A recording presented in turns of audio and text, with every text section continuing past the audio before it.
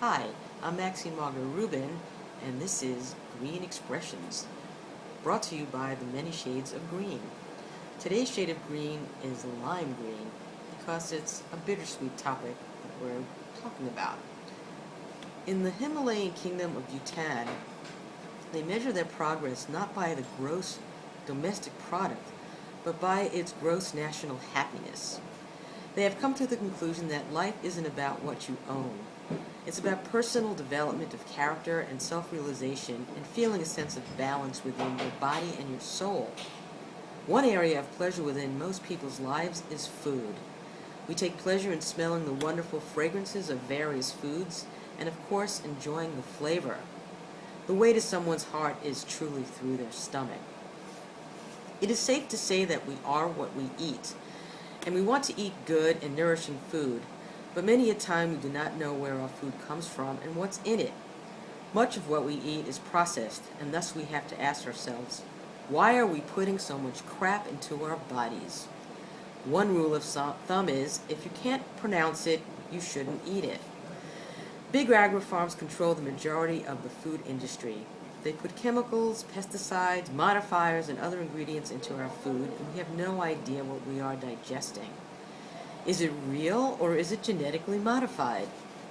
Californians recently voted down Prop 37, which was a bill that would make food companies label their product to tell you if it was genetically modified.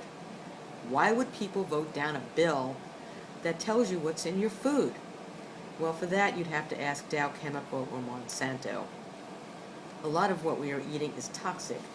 Pesticides and fertilizers use continues to permeate the land, the air, and the water where food is grown, and it is making us sick.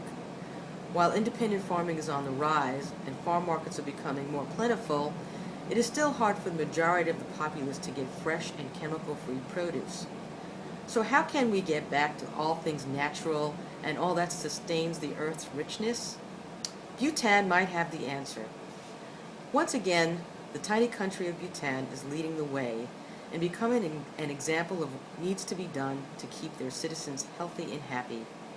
Sustainability is a very important component of happiness, and now this smiling nation is moving to become the first country to be 100% organic.